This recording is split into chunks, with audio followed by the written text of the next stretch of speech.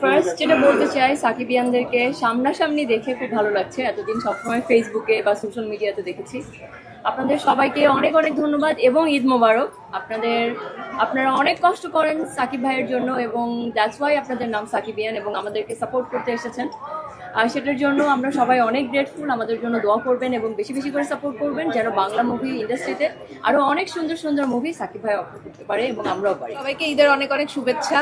আর এই যে সাকিব ভাইয়ের 27 বছরের যে পথ চলা, এটা যে আমরা আজকে সেলিব্রেট করতে পারছি এবং এটার পার্ট যে আমরা as a team of Rockstar হতে পারছি, এটা খুবই ভালো লাগছে। আর যেটা মানে মিথিলা আপু বলছিল যে আমরা সাকিবিয়ানদের ভালোবাসাটা সবসময় ফেসবুকে, সোশ্যাল মিডিয়াতে বিভিন্ন জায়গায় দেখেছি, আজকে ফার্স্ট হ্যান্ড এক্সপিরিয়েন্স করতে পেরে সত্যি মানে খুবই ভালো লাগছে। যে উন্মাদনা, যেই মানে আপনাদের যে খুশি, এটা সত্যি আমাদের জন্য ভীষণ ইন্সপিরেশনাল। আশা করব এভাবে করে রকস্টারকে সাপোর্ট করবেন। যারা নেগেটিভিটি ছড়ানোর চেষ্টা করছে, সেই নেগেটিভিটিটা আই থিঙ্ক আমাদের ফিল্মটা দেখার পরে নিজে নিজেই চলে যাবে এবং আপনাদের সাপোর্টটা এই ক্ষেত্রে খুবই ইম্পর্টেন্ট। Thank you. মানে আমি যেহেতু আমরা সবাই আসলে জানি, আমরা টিম মেম্বার এবং আমরা পুরো জার্নিটাতে ছিলাম এই মুভির।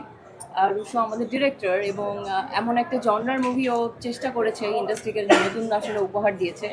অবশ্যই এটা একটা অ্যাকশন ফিল্ম না বা লাভ স্টোরি না বা থ্রিলার না, একটা নতুন মিউজিক্যাল মুভি এবং কমপ্লিটলি বাংলাদেশের জন্য এটা একটা খুব নতুন টাইপের একটা মুভি এবং সেই নতুন একটা জিনিসকে মানুষের অ্যাকসেপ্ট করতে অবশ্যই সময় লাগবে। নতুন মানেই ডিফারেন্ট এবং ডিফারেন্ট জিনিসের সাথে আমরা কেউই আসলে এত কমফোর্টেবল না। তো ডিফারেন্ট মানে কিন্তু খারাপ না, ডিফারেন্ট মানে ডিফারেন্ট। তো সেই জায়গা থেকে একটা কমপ্লিটলি একটা নতুন জিনিসও ইন্ডাস্ট্রিকে উপহার দিয়েছে।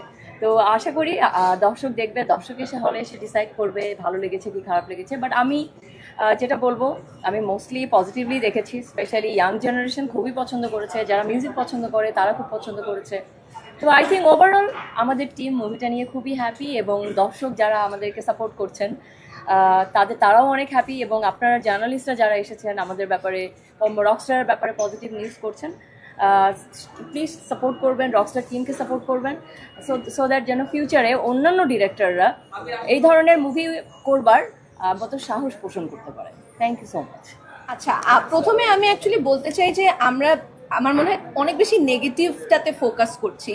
আমি যতদূর দেখেছি যে সবাই কিন্তু সিনেমার গল্প, সিনেমার ভিজুয়াল, সিনেমার গান, সিনেমাতে মীরা আগুনের কেমিস্ট্রি, এলেনা আগুনের কেমিস্ট্রি, এগুলো নিয়ে অনেক পজিটিভ কথা বলছে। সো আমি অ্যাজ আ পার্সন সবসময় পজিটিভ থাকতে চেষ্টা করি এবং আমি মনে করি রকস্টারের টিমও খুবই পজিটিভ একটা টিম। সো আমরা পজিটিভটাতে ফোকাস করতে চাই।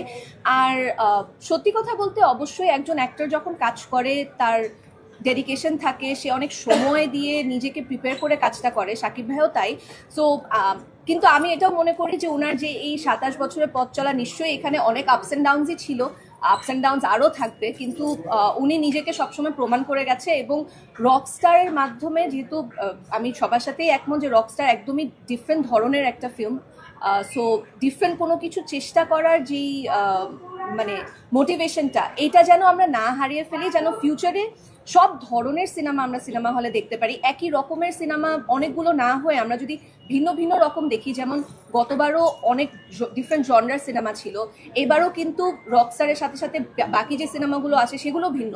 সো আমরা চাইবো যে পরের বছর ঈদে আমরা যেন আরও ডিফারেন্ট ডিফারেন্ট ফিল্ম দেখতে পারি। সো এই নতুন কিছু ট্রাই করার এই মোটিভেশনটা না হারিয়ে আমরা যেন একটু পজিটিভ সাইডটাতে ফোকাস করি, আমি এটাই চাই।